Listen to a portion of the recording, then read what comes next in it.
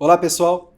Neste vídeo nós vamos dar alguns critérios para você avaliar se o seu filho ou se você mesmo está entendendo o que lê. As instruções que vamos dar aqui são para um pai aplicar com o filho, mas você pode aplicar consigo mesmo fazendo uma autoavaliação, sem problemas, tá bom? Então, o método consiste em fazer algumas perguntas em torno de 6 questões. E se o seu filho as responder bem, é sinal de que ele está entendendo as narrativas, as histórias que lê. Só uma observação, antes de aplicar o método, é importante que você conheça bem a história para poder averiguar as respostas. Vamos então ao método das 6 questões, que é um método consagrado, tradicional, para avaliar se alguém está entendendo uma determinada situação ou história. A primeira questão, então, do método de 6 questões é a pergunta quem. Em torno dessa questão, podemos fazer diversas perguntas. Vamos enumerar algumas. Então, quem é o narrador da história? De que ponto de vista esse narrador fala?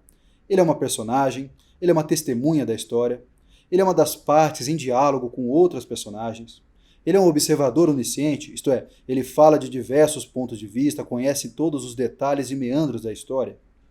E quais são os personagens? Quem são os personagens? Os principais e os coadjuvantes. Quem realizou tal ou qual ação determinada? Você pode escolher uma ação da história e perguntar ao seu filho. Quem sofreu tal ou qual ação? Você também pode pedir para o seu filho descrever algum personagem específico, exteriormente e interiormente. Então, suas características físicas, suas roupas, suas maneiras, ou suas qualidades, defeitos e objetivos. A segunda questão é o quê?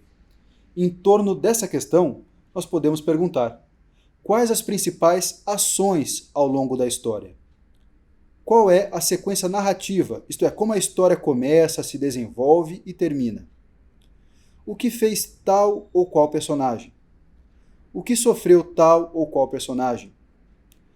Os personagens entram em conflito ou de alguma maneira causam problemas ou dificuldades uns para os outros? A terceira questão é como. Com essa questão nós podemos perguntar: como tal personagem realizou certa ação? Com que instrumentos ou meios ele realizou esta ação? A quarta questão é quando. Em torno dessa questão, nós podemos perguntar: em que momento aconteceu tal ação ou evento? Em que época se passa a história? A história decorre de maneira linear, numa sequência de começo, meio e fim, ou ela começa de um ponto da história e tem voltas e retomadas? A quinta questão é onde. Em torno dessa questão, nós podemos perguntar: em que lugar ou lugares se passa a história? Em que lugar determinada ação ocorre? Podemos pedir para ele descrever certo lugar. E a sexta questão é por quê. Em torno dessa questão, nós podemos perguntar: por que tal personagem realizou uma determinada ação? E qual era o objetivo dele?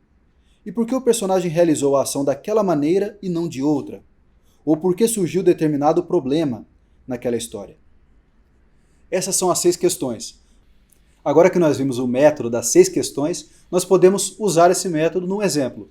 Vamos pegar uma fábula bem conhecida, chamada A Cigarra e a Formiga, de La Fontaine. Então, vamos fazer uma primeira pergunta relacionada à primeira questão. Então, quais são as personagens principais da história? A cigarra e a formiga.